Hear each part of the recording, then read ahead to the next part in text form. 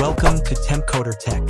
In this video, I'll show you how to enable and configure Windows Subsystem for Linux, install kali-win-kex, and optionally set up its desktop environment.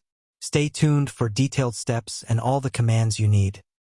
This command installs and enables WSL2 as the default version, sets up the required components, and installs a default Linux distribution, Ubuntu, unless specified otherwise.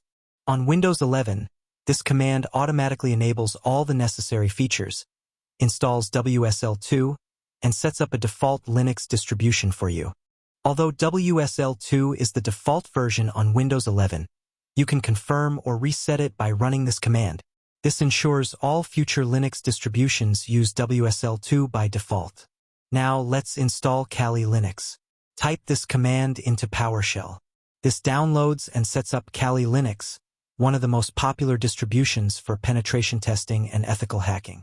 Now that everything is set up and installed, it's time for a reboot. After the reboot, run the command again to set up username and password to log in for the first time in kali-win-kex. Let's clear the screen to continue with the installation of the graphical interface. Time to update our new system. To get access to kex, you need to run update and upgrade.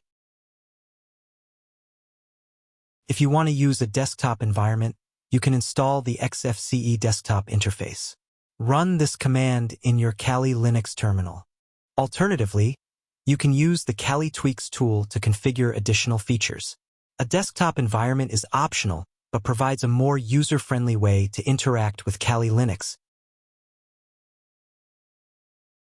To start the desktop environment, run the following command in your kali-win-kex. Congratulations! You've successfully set up Windows Subsystem for Linux and installed kali-win-kex. If you found this guide helpful, make sure to like, subscribe, and hit the bell icon for more tutorials. See you in the next video.